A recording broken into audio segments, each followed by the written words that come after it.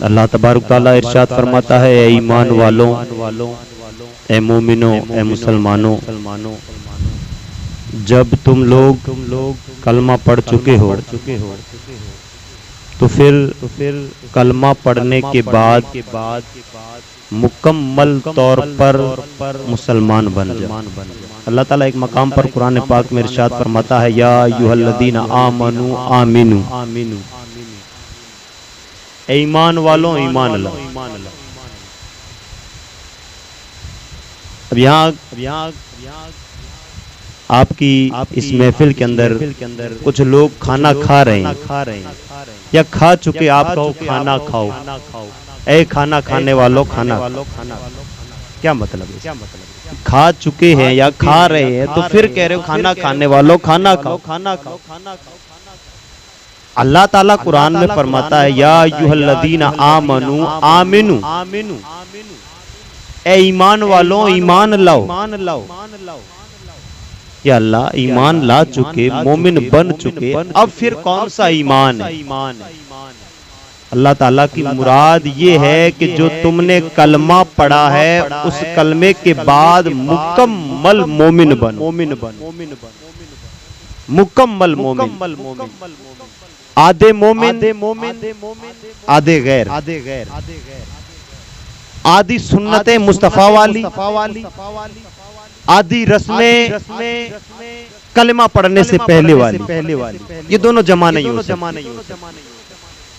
देखिए बड़े समझदार है और जातों पर बड़ा फख्र भी होता है।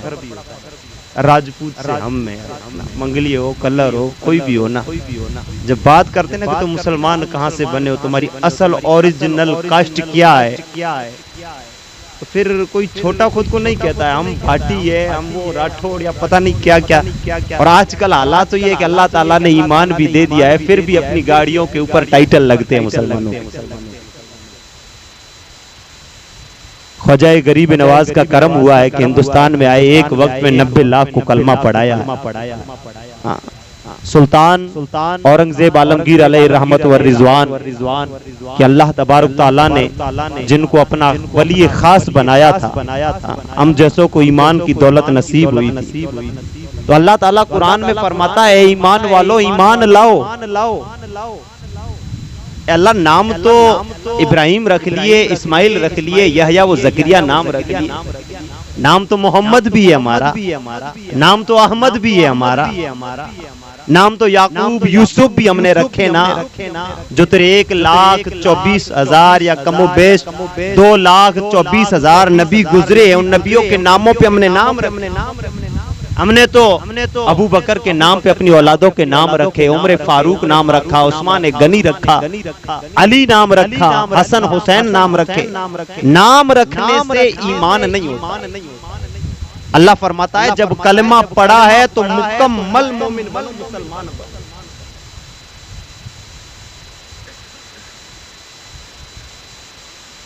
ए ईमान वालों, उदखुलू फिस्सिल्म काफा, इस्लाम के अंदर मुकम्मल तौर पर दाखिल हो जाओ। एक सहाबी रसूल, इस आयत का शान नुज़ूल क्या है? एक सहाबी रसूल हजरत अब्दुल्ला बिन सलाम रदियल्लाहु ताला अन्हु, यहूदियों के बहुत बड़े एक आलिम गुजरे, सहाबी, बाद में उन्होंने कलमा पढ़ा, मोमिन बने। तो वो मेरे आका अलैहिस्सलातु वस्सलाम का जब कलमा पढ़ने के बाद, क्योंकि वो पहले हजरत मूसा अलैहिस्सलाम के उम्मती थे, यहूदी थे, तो तौरात जो थी ना, किताब हजरत मूसा अलैहिस्सलातु वस्सलाम की शरीयत, उसमें एक अमल ये था। आज देखिए हमारे यहाँ पर ऊंट का गोश्त खाना हलाल है, ऊंटनी का दूध पीना जायज है। अब तो शायद ऊंट ऊंटनियां देखने को बिना मले, पुराने जमाने में लोग दूध भी पीते थे और काट के भी खाया करते थे। तो इस्लाम में जायज है, गोश्त खाना भी हलाल है, दूध पीना भी जायज है। अब मैंने नहीं खाया है और मैंने कभी जिंदगी में ऊंटनी का दूध भी नहीं पिया है। शायद इतने सारे उलमा में किसी ने नहीं पिया होगा, इन्होंने भी नहीं खाया, शायद आप में से भी बहुत सारे होंगे जिन्होंने ऊंट नहीं खाया है और ऊंटनी का दूध भी नहीं पिया है। तो अब दीने इस्लाम में ये फर्ज या वाजिब नहीं है किसी मुसलमान पर कि ऊंट का गोश्त खाना वाजिब, ना मिले तो कोई बात नहीं, ना खाए तो उसकी मर्जी है, लेकिन अल्लाह ने हलाल किया। अब जो चीजें रब ने हलाल की है वो हलाल है, अब खाए ना खाए वो उसकी मर्जी है, लेकिन दिल उसका गवाही दे कि ये चीजें हलाल है। शरीयत इस्लाम में ये जायज है और ना खाने वाले पर कोई गुनाह भी नहीं है। और हजरत मूसा अलैहिस्सलाम की जो शरीयत थी ना तौरात, उसमें मसला ये था कि ऊंट का गोश्त हराम है और ऊंटनी का दूध पीना नाजायज। पहले फॉलोवर थे हजरत मूसा अलैहिस्सलाम के, वो भी नबी है। अब फॉलोवर बने, अब कलमा पढ़ा मेरे नबी का, अब मोमिन बने।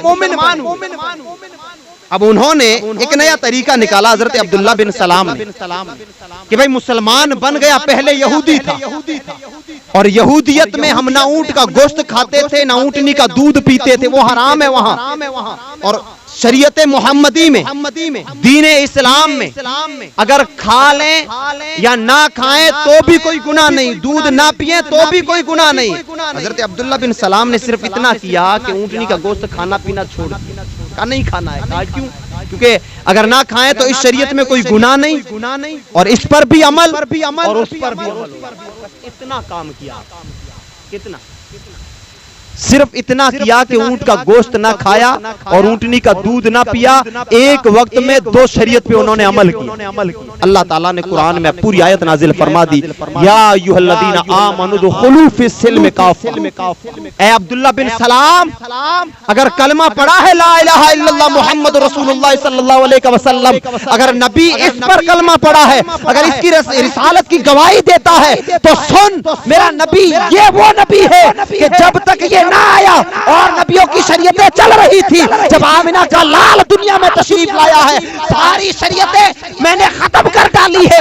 अब शरीयत सूरज निकलने से लेकर डूबने तक और मशरिक से लेकर मगरिब, शिमाल से जुनूब तक, 7 आसमानों में, 7 जमीनों में, अब शरीयत सिर्फ आमिना के लाल की चलेगी और किसी की शरीयत नहीं चल सकती है। कलमा पड़ा है तो मुकम्मल आमिना के लाल का गुलाम बन, तभी मुसलमान।